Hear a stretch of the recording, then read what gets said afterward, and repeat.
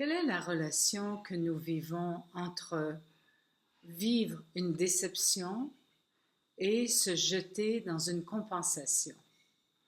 Les déceptions et les compensations sont reliées entre elles comme vraiment des équations malheureusement magiques. Et c'est intéressant que nous puissions ensemble explorer ce thème aujourd'hui pendant quelques minutes d'échange avec vous. Alors, qu'est-ce qu'une déception?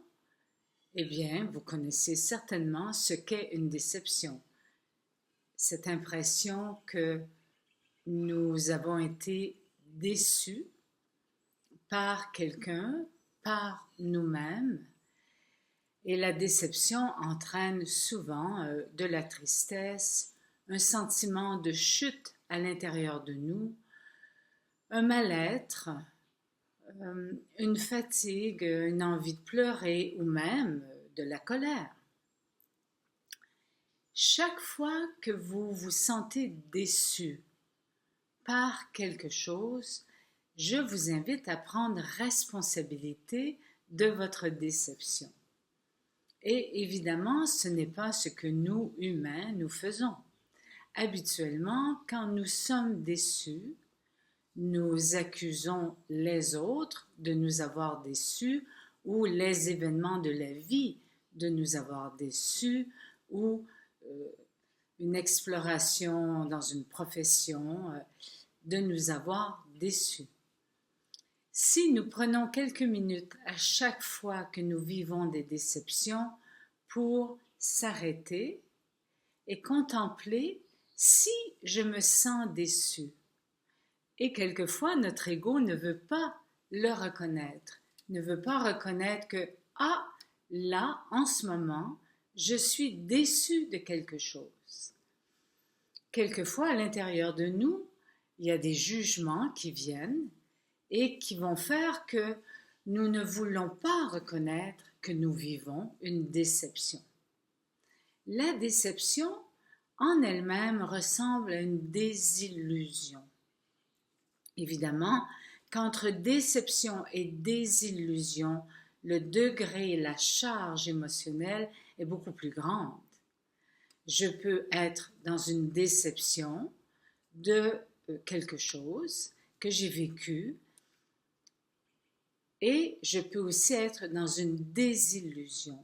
Une désillusion, le nom le nomme, j'avais des illusions face à une relation émotionnelle, relation amoureuse, relation affective avec des amis. J'avais des illusions. Je m'étais créé des scénarios allant vers une expérience de bonheur, une joie, une création profonde de scénarios qui font que je me suis bâti des illusions. Et comme elles ne se manifestent pas, je suis en désillusion. La charge est plus forte que déception. Déception, c'est que finalement, oui, j'avais une attente. J'avais une ou plusieurs attentes dans un projet, soit un projet de vie dans un quotidien de 24 heures. Étant en vacances par exemple, j'aurais aimé aujourd'hui aller à la plage, mais le temps ne le permet pas, il pleut. Donc, je suis déçue. Et vous allez souvent entendre dire ça dans les vacances. Je suis déçue parce que la température, le temps ne sert pas mon attente. Donc, dans les déceptions, il y en a des courtes, il y en a des passagères et il y en a des plus profondes. La déception entraîne des désillusions qui entraînent des compensations. Donc, je répète, la déception peut évidemment entraîner des désillusions qui, elles, vont entraîner des compensations. Alors, qu'est-ce que c'est finalement? Quelle est cette chaîne de on? Déception, désillusion, compensation. Déception, c'est une étape. Je suis déçue et souvent, je le répète, je vais accuser l'autre. Et c'est là où c'est important de revenir à soi, parce que ça vous donne absolument rien d'accuser l'autre ou d'accuser la vie, d'accuser le temps de vous avoir déçu. Oui, vous pouvez y donner de l'énergie si vous choisissez et vraiment passer votre journée, un 24 heures, à être déçu qu'il pleuve. Ça déplace l'énergie de la déception parce que vous accusez le temps ou vous accusez votre voisin, votre voisine, vos amis, etc., de vous avoir déçu. Donc, dans la déception, il y a des attentes. Si je prends le temps de m'arrêter et d'entrer à l'écoute, je suis déçu. Première étape, je le reconnais, je suis déçu. Tout simplement, sachez que si vous êtes déçu, c'est qu'il y avait des attentes envers quelque chose ou envers vous-même. Ah, je suis déçu de moi parce que je m'attendais à, dans cette fête, je m'attendais à être plus en forme, plus relax et j'étais nerveuse. Donc, je suis déçue de moi-même parce que j'avais des attentes. Alors, si vous prenez le temps de vous asseoir avec vous-même et de vous amener dans une réflexion intérieure, comme si vous tourniez votre regard vers vous. Je suis déçu, première étape. Si je suis déçu, c'est que finalement j'avais des attentes. Osez reconnaître que vous aviez des attentes, que vous aviez projeté vers l'extérieur quelque chose.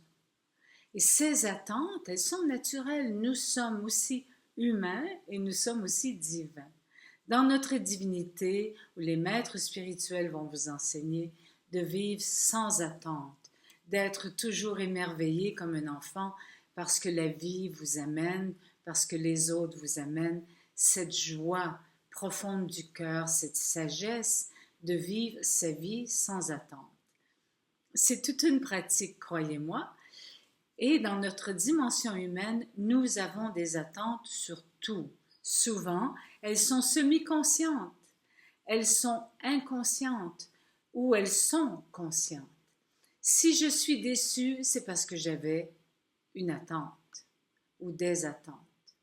Ça, c'est un niveau d'énergie émotionnelle, d'énergie psychique et même physique, parce que dans une déception, face à des attentes non répondues, je peux développer une douleur physique ou je peux me lancer sur manger plus de chocolat, prendre plus de sel, plus d'alcool, avoir envie soudainement de faire l'amour pour compenser la compensation, compenser le manque, la peine, la tristesse ou la colère de mes attentes non répondues qui m'ont amené dans la déception. Passons maintenant aux désillusions. Alors la désillusion, je le répète, c'est quelque chose de beaucoup plus chargé émotionnellement et elle fait partie d'une construction de l'esprit, de votre mental, d'un scénario intérieur, de votre monde intérieur en relation avec une situation de vie ou en relation avec une personne. Vous vous êtes bâti un scénario. Alors, le scénario, vous vous l'êtes bâti dans un futur, comme si vous avez créé un scénario de joie, de bonheur. Alors, imaginez que cet été, vous rencontrez un homme, une femme magnifique et la relation, il y a de la chimie entre vous deux et vous n'êtes pas certaine de revoir cette personne, peut-être au gré des activités avec vos amis, avec votre famille. Et sans voir cette personne, vous êtes assuré de le revoir, peu importe où de la revoir, vous commencez à vous bâtir un château en Espagne, comme on dit dans l'expression. Vous créez tout un scénario qui se charge dans vos corps subtils, dans votre monde émotionnel, et vous vous nourrissez de ce scénario sans toucher de temps en temps à la réalité, là je parlais d'une relation émotionnelle, à la réalité de la relation émotionnelle. Est-ce que je vis ça au jour le jour sans me bâtir un scénario ou est-ce que j'entre dans un scénario que je me bâtis la nuit, couchée dans mon lit, je pense à cette personne, je m'imagine des choses, etc., etc. Et vous revoyez la personne et ce n'est pas du tout ça qui se passe. Ou vous revoyez la personne et oui, c'est nourrissant, il y a un peu de séduction, il y a un peu de jeu. Vous le découvrez, vous la découvrez, c'est intéressant. Et le scénario continue de se bâtir. Au lieu d'aller dans les faits et la réalité de la relation, vous continuez à vous bâtir un monde émotionnel par rapport à cette personne et des projections. Beaucoup de projections dans le scénario. Et vous vous imaginez même que vous allez l'épouser et que vous allez avoir des enfants. Enfin, vous voyez, c'est possible d'aller très très loin dans la création mentale qui n'est pas basée sur une réalité. Alors évidemment, on va vous parler, bien des maîtres vont vous parler de l'attitude positive, de, de, vous, de vous créer des scénarios positifs. Attention, revenez toujours à votre ressenti. Qu'est-ce qui se passe avec cette personne maintenant? Et c'est là où il se peut que vous découvriez que la personne que vous pensiez, et vous dans le scénario, ainsi n'est pas du tout ce que vous pensiez qu'elle était. Je répète, la personne sur qui vous avez bâti vos projections et des scénarios magnifiques ne répond pas du tout à vos attentes, à vos projections et à vos scénarios, à vos constructions mentales et émotionnelles. Et là, vous tombez, c'est le cas de le dire, dans une perte d'illusion. C'est ce qu'on appelle la désillusion. Alors, croyez-moi, quand on est dans une désillusion, c'est un petit peu plus fort que déception. La déception est là, mais vous allez dire à vos amis, j'ai perdu mes illusions. Et moi, souvent, devant mes patientes ou mes élèves en formation, je leur dis bravo, vous avez perdu vos illusions. Maintenant, on va partir d'un niveau plus profond qui est quels sont vos besoins? Comment pouvez-vous y répondre? Pour éviter de rentrer dans les compensations. Alors, quand je suis déçue, quand je suis en désillusion, je me lance dans j'ai besoin d'exister à travers la peine, la colère qui circule en moi, j'ai besoin d'exister et je vais me lancer dans quelque chose d'autre. Je vais compenser par beaucoup de sport, beaucoup de nourriture, beaucoup de sexualité sans amour. Je vais compenser par du shopping, je vais compenser par du chocolat, je vais compenser par me faire sentir vivant dans la compensation. Et la compensation me fait éviter de sentir ma colère, mon manque, mon vide, ma tristesse, les pensées que j'ai sur moi-même, l'auto-victimisation, oh pauvre de moi, etc., etc. Et pendant ce temps, la vie continue.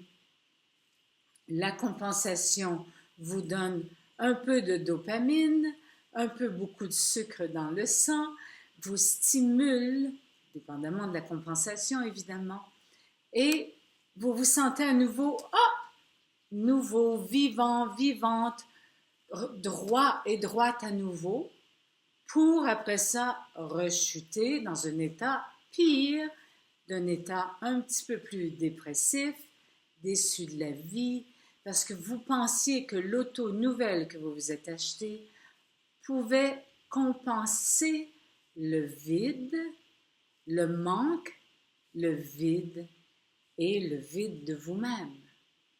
Alors, cet été, ou enfin, là, au moment où vous écouterez cette vidéo, prenez le temps cette semaine de pratiquer ce que je vous suggère, qui est d'entrer à l'écoute. Si vous vous sentez déçu, si vous vivez une déception, arrêtez-vous. Arrêtez d'accuser l'autre, ça sert absolument à rien, vous perdez votre énergie et vous n'aidez pas l'autre, c'est sûr. Et retournez en vous, occupez-vous de vous-même. Qu'est-ce qui se passe? J'avais des attentes, oui. Lesquelles? OK. Ces attentes correspondent à des besoins, oui. Quels sont les besoins que j'ai? Et répondez à vos besoins. Devenez autonome. C'est votre vie et ce n'est pas la vie de l'autre. C'est votre vie que vous vivez. Alors, déception, attente, besoin. La même chose pour les désillusions. Depuis combien de temps vous bâtissez des illusions sur une situation, sur vous avez réussi votre bac ou non, qu'est-ce que vous allez faire après? Depuis combien de temps? C'est permis d'avoir des scénarios positifs pour soi-même, mais attention, c'est permis à partir d'une base solide à l'intérieur de nous que nous pouvons y arriver à réaliser ces scénarios et des scénarios qui, idéalement, dépendent de vous et non pas de quelqu'un d'autre. Dans la perte d'illusion, c'est que les scénarios étaient beaucoup basés sur l'autre et vous étiez celle et celui qui en profitait. Alors, pratique de la semaine, si vous tombez dans un état de désillusion, contemplez comment vous les avez bâtis. À partir de quoi? Depuis combien de temps, de mois même, de semaines, d'années il se peut? Et asseyez-vous avec vos désillusions. N'ayez pas peur de dire « Wow, perte d'illusion ». C'est comme si j'enlevais des masques, des pelures de l'oignon et de prendre conscience quel est mon besoin, de quoi ai-je besoin, au lieu de sauter dans la réaction tout à fait humaine qui est de compenser. Alors, il se peut que vous partiez de la fin de cette équation qui est la compensation.